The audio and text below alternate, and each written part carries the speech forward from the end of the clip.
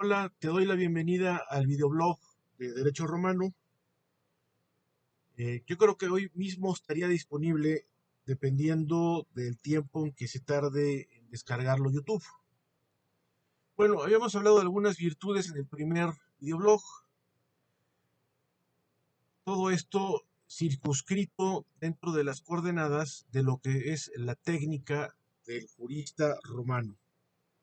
En mucho me estoy basando en este libro, La técnica de los juristas romanos, de Juan Iglesias Redondo, que fue publicado por la Facultad de Derecho de la Universidad Complutense.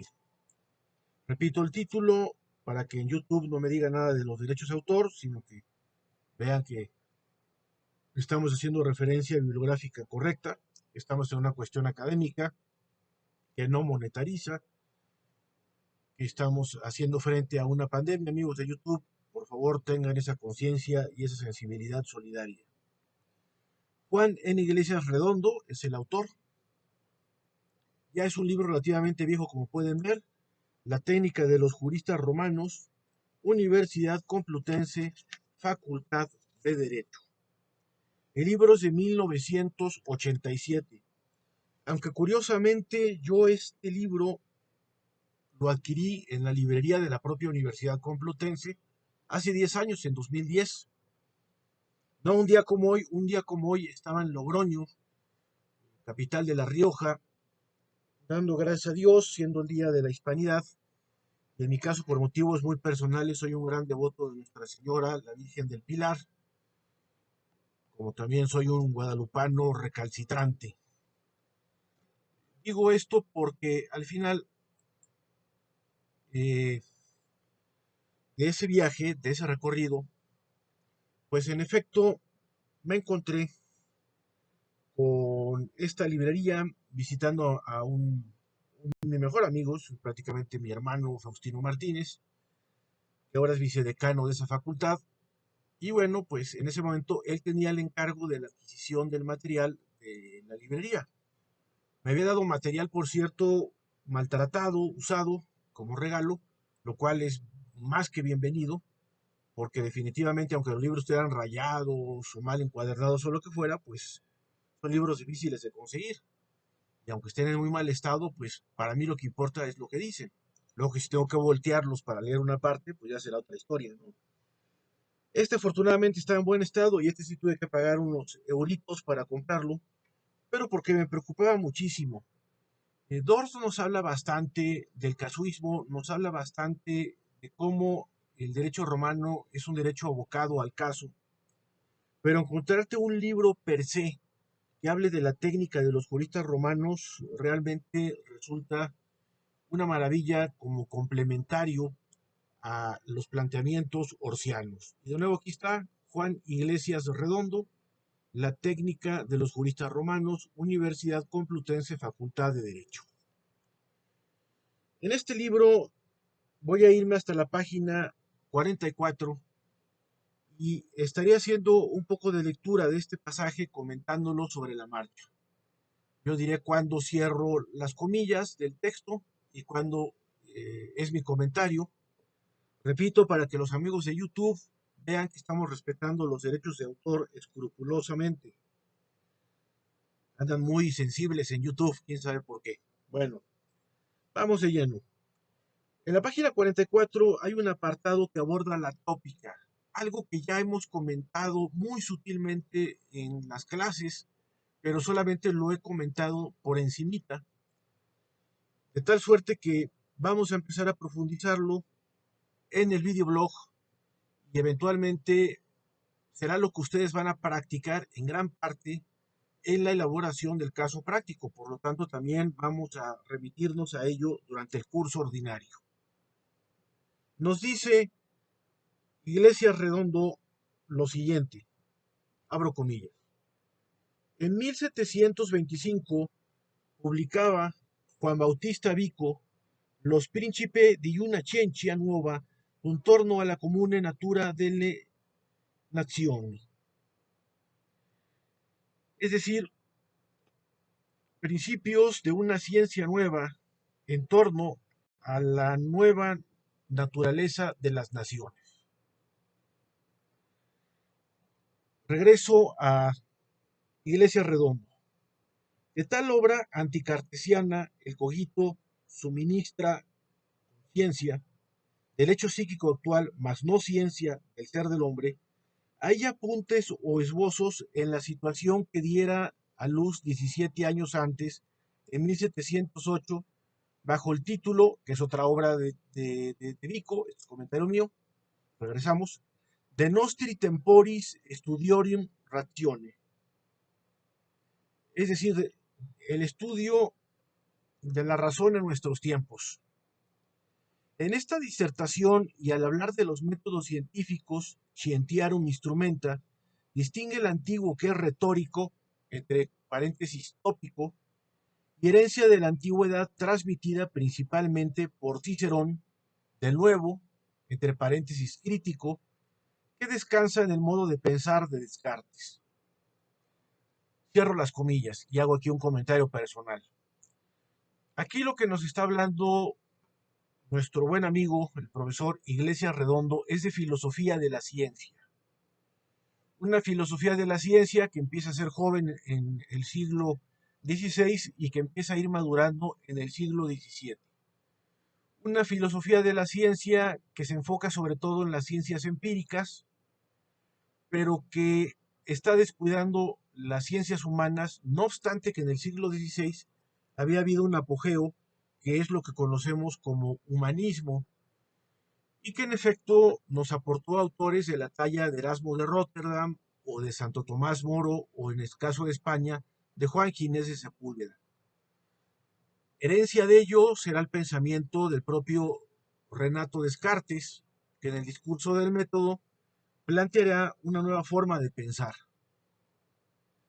Sin embargo, no se podía descuidar, según nos advierte un humanista de la misma época.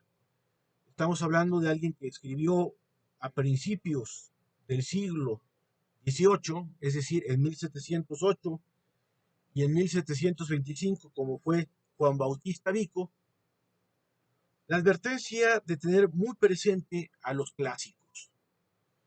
Porque los clásicos, además de que sí son precursores del método científico empírico para las ciencias que tienen tal carácter, son también los constructores del método científico humanístico que principalmente encontramos su base en la filosofía y en la lógica.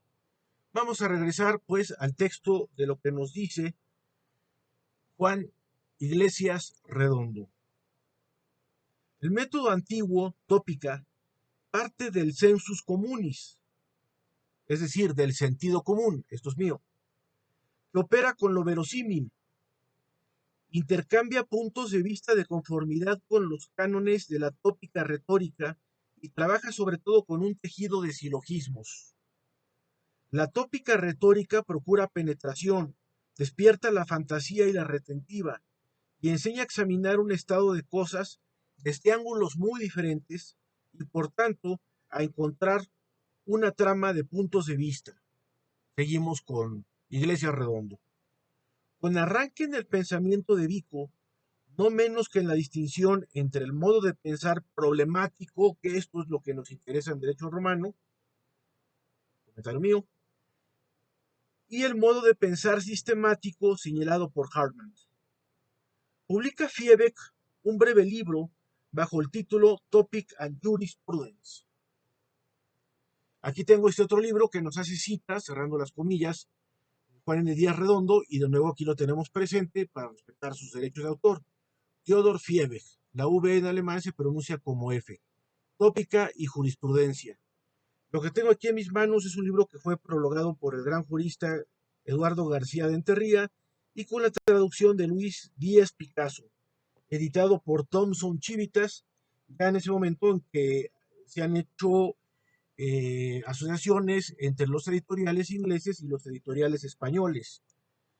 Es decir, este libro ya pertenece a esa fusión de editorial Thomson Civitas, Thomson es el editorial inglés, Civitas español, y estoy teniendo en mis manos aquí la segunda edición del año 2007, que fue impresa en Cisur Menor, que es un pueblito que está pegadito a Pamplona, ahí en Navarra.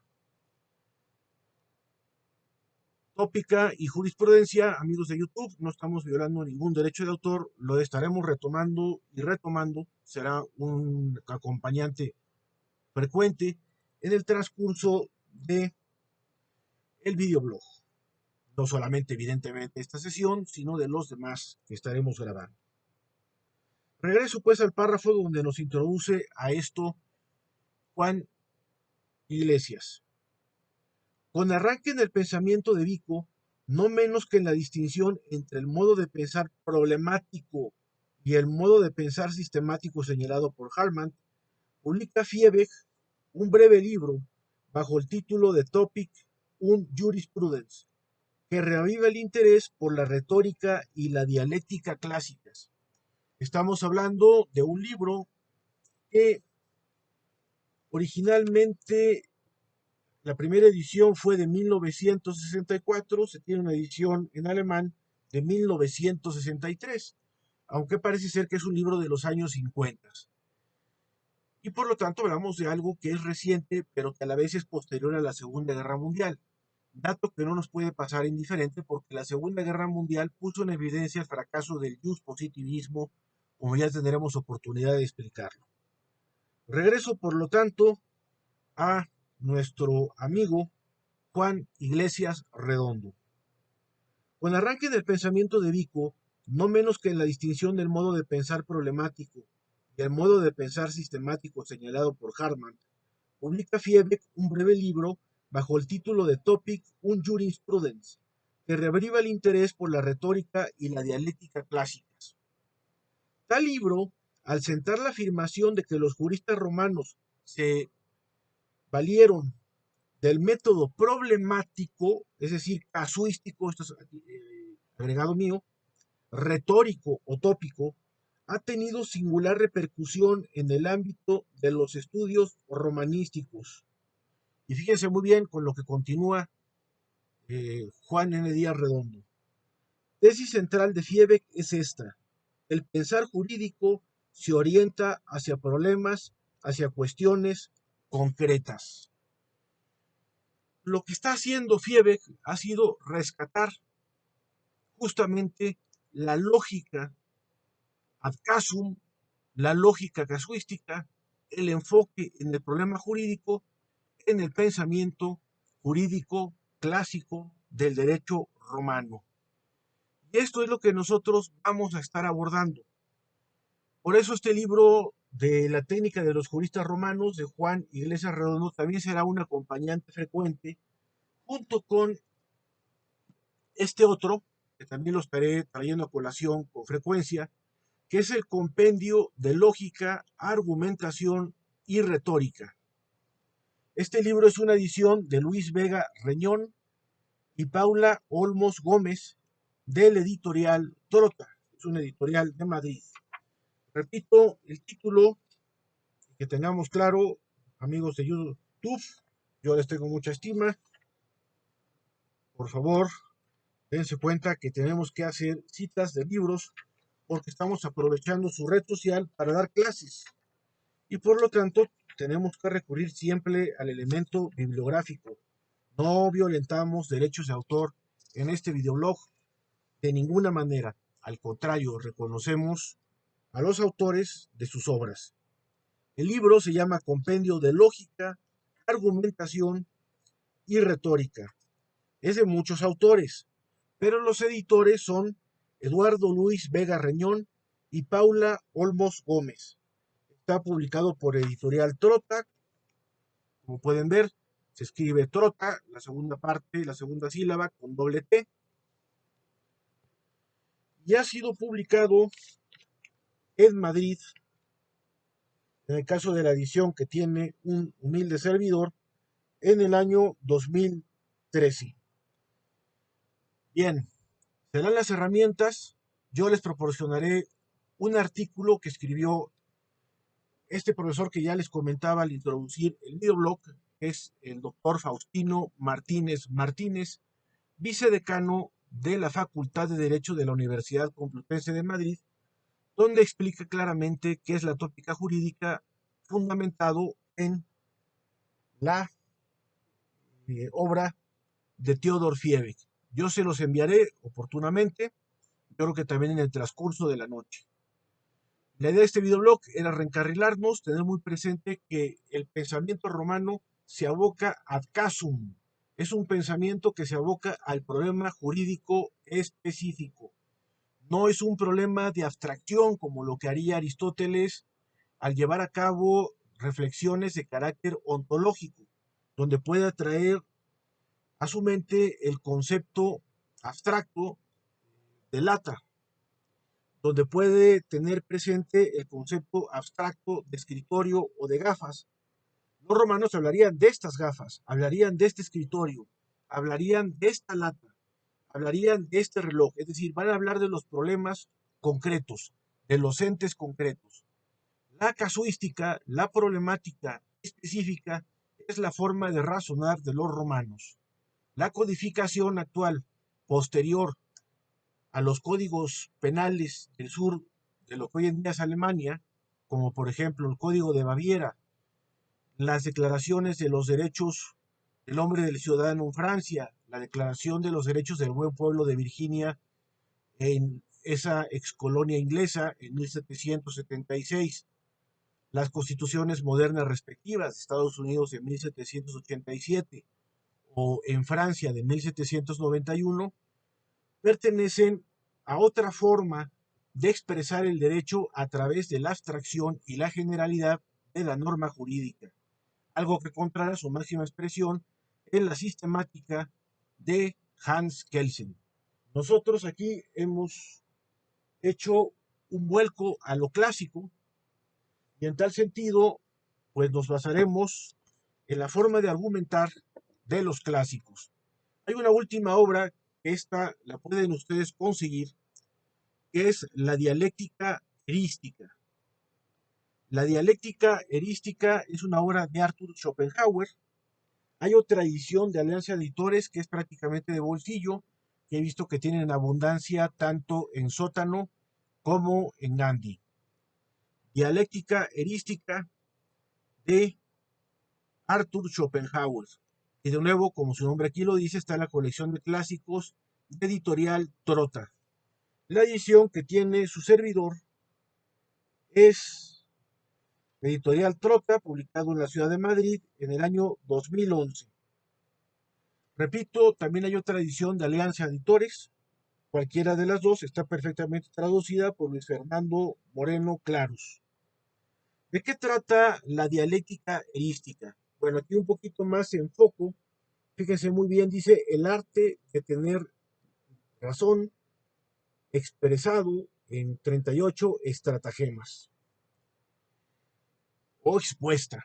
El arte de tener razón expuesta en 38 estratagemas.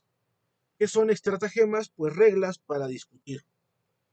Este libro sí será importante que se lo consigan. Es muy barato, no hay problema por la cuestión del precio y repito, está asequible en las librerías de mayor dimensión que hay aquí en la Ciudad de México, como pueden ser el caso de Gandhi y el caso de Sótano.